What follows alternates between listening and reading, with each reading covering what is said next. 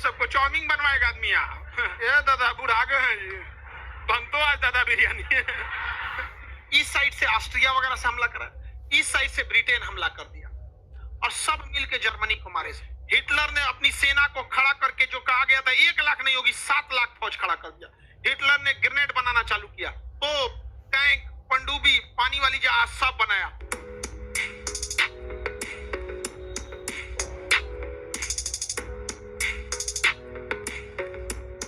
मिलेगा जर्मनी। ये देश कौन हो गया? जर्मनी। जर्मनी को एक्चुअली में कब्जा करना था रूस पर, लेकिन रूस इतना बड़ा है कि कब्जा करना बड़ा मुश्किल था। तो जर्मनी ने ना गेम खेला, किसके साथ? रूस के साथ। जर्मनी ने कहा कि जब हम पोलैंड पर हमला करेंगे ना तो तुम चुप रहना, हम पोलैंड को हरा के पोलैंड तुमको दे देंगे, बदले में तुम हमें अनाज दे देना। समझ में गया? तो जर्मनी ने किस पर आक्रमण कर दिया और रूस बदले में क्या दिया? अनाज, भर के अनाज दिया, क्योंकि रूस के पास बहुत बड़ा एरिया, गोदाम में गोदाम, कई ट्रेन गोदाम पहुंचा, 10 साल का अनाज भर लिया अपने यहाँ। कौन? जर्मनी भर लिया यहाँ पर। और रूस से कहा कि अब तुम पोलैंड को ले लो। तो रूस की पूरी सेना आई किसको लेने के लिए? पोलैंड को लेने के लिए। तो जर्मनी हमला कर दिया। हाँ, रूस पे हमला कर दिया, बड़ी मार मारा था रूस को, और रूस पूरी तरह से हार गया था। प्रथम विश्व युद्ध में भी बहुत बुरी हारा था, लेकिन रूस का साथ दे दिया मौसम। एक्चुअली इसको लगा था कि ठंडी आने से पहले ये जीत जाएगा। रूस की सेना को लग गया कि हमको जीतना बड़ा मुश्किल है, तो रूस की सेना पीछे भाग गई, इंतजार करने लगी किसका? ठंड का। और ठंड पड़ा तो जर्मन सेना जम गई बर्फ में, ऐसे बर्फ में जम गई। अब उसके बाद जर्मन सेना क्या हो गई? कमजोर पड़ गई। ये आपको जब वर्ल्ड हिस्ट्री पढ़ाएंगे तो उसमें पूरा डिटेल से बताएंगे। लेकिन सेकेंड वर्ल्ड वॉर का मेन कारण यही था, जर्मनी ने किस पर आक्रमण कर दिया था? पोलैंड। जर्मनी से ज्यादा फेमस यहाँ का हिटलर है। हाँ, एडोल्फ हिटलर। क्या है? Adolf Hitler. मीन कैंप, मेरा संघर्ष, उसकी आत्मकथा है। ये क्वेश्चन पूछता है, याद रखिएगा। मीन कैंप, जर्मन भाषा में आत्मकथा को मीन कैंप कहा जाता। अगर हिटलर द्वितीय विश्व युद्ध जीत जाता तो हम लोग आजाद हो जाते 1944-45 में, लेकिन हिटलर द्वितीय विश्व युद्ध हार गया। और अगर द्वितीय विश्व युद्ध जर्मनी जीत गया रहता तो हमारी भाषा अंग्रेजी न होकर जर्मन होती। समझ में आया? पूरी दुनिया में जर्मन का पूरी भयानक तरह से राज था जर्मनों का। जर्मनी प्रथम विश्व युद्ध में बहुत बुरी तरह हारा था, और जर्मनी को ये लोग कुत्ते की मौत मारे थे लोग। फ्रांस इधर से हमला किया जर्मनी के ऊपर, इस साइड से ऑस्ट्रिया वगैरह से हमला करा, इस साइड से ब्रिटेन हमला कर दिया, और सब मिलकर जर्मनी को मारे। और जर्मनी से को पकड़ के लाए सब उसके शासक को पेरिस की फ्रांस की राजधानी पेरिस में। और 1919 में पेरिस में वर्साई की संधि की। इस संधि में कहा गया कि फ्रांस और ब्रिटेन को जर्मनी को मारने में जितना खर्चा लगा है उतना जर्मनी वापस देगा। मतलब जो तुमको जो पीटे हैं ना, उसका पैसा हम उसी से लेंगे। जब सरकार आपका घर गिराती है ना तो आप ही से पैसा लेती है। अगर आप इलीगल घर बना लिए हैं सरकारी जमीन पे, सरकार आएगी ना, अगर तोड़ेगी ना उसको, तो आप ही से पैसा थमा देगी। बिल आप ही में हुआ है, इसे आप ही में खर्चा हुआ है। समझ में आएगा कि नहीं? तो जर्मनी पे खर्चा लगा। बताइए जर्मनी के लोगों को कितना बुरा लगेगा। हिटलर उसमें युद्ध बंदी हो गया, क्योंकि एक यहूदी के घर में छुपा था, कहा था बताना मत, और आके बता दिया। यहूदी आके बता दिया कि इसमें छुपा ही जर्मन है। आगे चोटा तो नहीं निकलतो तो जरा बताई तो। समझ में आ गया कि नहीं आ गया? किसी को कोई दिक्कत? रेलवे वाले में जब कांड हुआ था, हम भी कहें कोई बात नहीं, हम भी हिटलर की कहानी पढ़े हैं।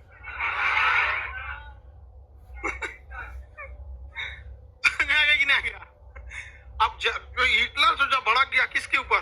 ज्यूस। यहूदियों को इंग्लिश में क्या कहते हैं? ज्यू। आगे तोरा हम छोड़ेंगे नहीं, लेकिन क्या कर सकते? युद्ध बंदी था, जेल में था हिटलर, उसके बारूद लग गया था आंख पे, ब्लास्ट हुआ था ना, आंख पे बारूद लग गया था, उससे कम दिख रहा था। वर्साई की संधि जब हुई तो कहा गया कि जर्मनी सारा पैसा देगा, और संधि में लिखवाया गया कि जर्मनी कभी भी एयरफोर्स नहीं रख सकता है, जर्मनी कभी भी नेवी नहीं रख सकता है, जर्मनी कभी भी पनडुब्बी नहीं रख सकता है, जर्मनी कभी भी 1 लाख से ज्यादा फौज नहीं रख सकता है, जर्मनी का सारा कोयला क्षेत्र फ्रांस का हो जाएगा। बताइए, यह दूसरी विश्व युद्ध के लिए एक निमंत्रण नहीं था? आप हिटलर को गरियाते हैं, उसके साथ क्या बीता था आपने कभी सोचा है? यहाँ पर बहुत जर्मनी को बर्बाद किया। हिटलर को जब ये वर्साई की संधि पता चली तो हॉस्पिटल में इतना रोया था कि डॉक्टर ने लिखा था कि बिना दवा दिए इसकी आंख की रोशनी सही हो गई। रोया था वहां। वो गाना है ना, इतना रोया हूं मैं याद करके तुझे, आंसुओं में मुझे डूब जाना पड़ा। हिटलर ने ऐसे रोया था। हालांकि ये सब तो लड़कियां को बेवकूफ बनाने के लिए लड़कवा कहता है, आंसू में डूब के मरेंगे, सोचा बच कैसे गया यहाँ पर। नहीं समझा? लड़कियां सब वहां जाती, ओ माय गॉड कितना मानता है, पहिलका से भी ज्यादा मानता है। बताइए ध्यान से, जर्मनी के साथ भेदभाव हुआ था कि नहीं हुआ था? हिटलर निकला जेल से, मीन कैंप वगैरह लिखा, आया सेना में भर्ती हुआ, सेना में योग्यता के दम पर ऊपर गया, और वहां पर जब ऊपर पहुंचा तो वहां पे वाम हिंडनबर्ग जो वहां के प्रेसिडेंट थे, वाम हिंडनबर्ग को साइड किया, उनकी मरवा दिया यही। अरे उनकी एसेसिनेट हुआ था।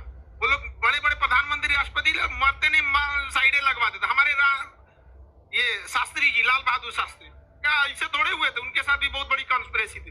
वाम हिंडनबर्ग गए, इसने क्या किया, आपातकालीन में शासन संभाला और संविधान में संशोधन कर दिया कि सेना के हाथ में ही सब कुछ रहेगा। और हिटलर ने पूरी देश के लोगों से कहा कि क्या तुम्हारा खून नहीं खौलता है कि तुम्हारे देश का कोयला तुम्हारा दुश्मन ले जा रहा है? तुम्हारे पास किस चीज की कमी है कि तुम एयरफोर्स नहीं रख सकते हो? तुम्हारे अंदर क्या वो जुनून नहीं है जो तुम नेवी के युद्धपोत संभाल सकते हो? पूरी देश की जनता हिटलर के क्या हो गई, साथ। हिटलर के पूरी देश का साथ हो गया। हिटलर ने सबसे पहले एयरफोर्स बनाया, हिटलर ने सारा नेवी बनाया, लोग कुछ नहीं बोले। हिटलर ने अपनी सेना को खड़ा करके, जो कहा गया था 1 लाख नहीं होगी 7 लाख फौज खड़ा कर दिया। हिटलर ने ग्रेनेड बनाना चालू किया, तो टैंक, पनडुब्बी, पानी वाली जहाज सब बनाया। जब सब बना लिया ना, तो फ्रांस को 1 दिन में कब्जा कर लिया। 1 दिन में फ्रांस के राष्ट्रपति भाग रहे थे, ट्रेन में पकड़ के उतारा, ट्रेन में से उतर, प्लेटफॉर्म पे बैठा के साइन कराया था कि जर्मनी से तुम जितना कोयला ले गए हो वो 10% ब्याज से वापस कर दो। तो 20 सालों तक जितना कोयला ले गए थे ना, उतना वापस किए थे 10% के ब्याज। और जिस वर्साई की संधि में उठ के जर्मनी को सताया गया था, हिटलर का यही है ना वो महल, वर्साई का महल, अब फ्रांस को बताते, धो के मारा था फ्रांस को। फ्रांस को बचाने के लिए आई थी इंग्लैंड की सेना। इंग्लैंड की सेना को चारों ओर से घेर लिया था फ्रांस, जर्मनी। इतना मार मारा था ना, इतना मार मारा था कि वहां के राष्ट्रपति जो थे उस समय के प्राइम मिनिस्टर चर्चिल थे, उनको संसद में बयान देना पड़ा था कि हमारी सेना इतनी क्यों मरा रही है। किसी तरह तालिबान वाला घेर के मारा था अमेरिका को। और यहाँ एक नारमंडी बीच है, नारमंडी बीच के बाद डेंकन आइलैंड है, वहां से ये सब भागे थे, सब पानी में कूद कूद के भाग भाग भाग जर्मनी आ गया। यहाँ इतना मार मारा, यहाँ पे लंदन के ऊपर 15 दिन 15 रात बिना रुके बम गिराया था। जो लंदन देख रहे हैं दूसरा लंदन है, पहले का तो उड़ा दिया ही। उसका जो पुराना लंदन था उसका 80% तो उड़ा दिया। 15 दिन 15 रात बिना रुके बम गिराया था। किसने? जर्मनी। इतना मार मारा जिसका कोई हद नहीं रहा। नीचे ऊंचे सब जना को चौपट कर दिया। यहाँ पे इधर पोलैंड को मार दिया। तो नीचे में एक तो था इटली, इटली का शासक था डोमिटो मुसोलिनी, बैल था ससुराई, पागल था। यहाँ पे देखिए, युद्ध परिस्थितियों के हिसाब से होना चाहिए, शौक से नहीं। जर्मनी युद्ध परिस्थितियों के हिसाब से कर रहा था, और डोमिटो मुसोलिनी कह रहा है कि जो पुरुष युद्ध नहीं लड़ा वो बाज महिला के समान है। कोई बात है? बाज महिला उसे कहते हैं जिसके बच्चे नहीं होते। समझा गया कि नहीं? तो कह रहा है कि जो युद्ध नहीं लड़ा वो बाज महिला के समान है। तो ये तो आप जबरदस्ती युद्ध में थोप रहे हैं। युद्ध परिस्थितियों के हिसाब से होना चाहिए, राष्ट्र हित में होना चाहिए। कंप्लीट युद्ध कभी नहीं लड़ना चाहिए। याद रखिएगा, जो भी देश कंप्लीट युद्ध लड़ा बर्बाद। रूस कंप्लीट युद्ध लड़ा बर्बाद, जर्मनी कंप्लीट युद्ध लड़ा बर्बाद, फ्रांस कंप्लीट युद्ध लड़ा बर्बाद, ब्रिटेन कंप्लीट युद्ध लड़ा बर्बाद, अमेरिका टुकुर टुकुर खाली बम गिरा रहा था, जापान पे परमाणु बम, यहाँ पे बम। कभी कंप्लीट युद्ध नहीं लड़ा है, अभी भी है। चाइना कभी कंप्लीट नहीं युद्ध लड़ा है, अक्सर बस गलवान घाटी में घुसता है, फिर तनी मनी करके भाग जाता है। पता है कंप्लीट युद्ध करेंगे तो बर्बादी आपकी फिक्स है। समझ में आ गया कि नहीं आ गया? और वो गया जमाना 1962 का, ये 2022 है। समझ में आ गया कि नहीं आ गया? यहाँ पे उस समय फौज के पास उतनी टेक्नोलॉजी नहीं थी, पैसा नहीं था, ये अलग बात था। आज के समय में हम ही लोग पहले फरिया लेंगे, आओ चाय चुई करेगा सर, 4 फीट का तो होगा करता है सर। अरे पकड़ के चढ़ के ऊपर बैठ जाना है, नहीं समझा? करना थोड़ी है, मुड़िया पकड़ के कूद जाना ऊपर है।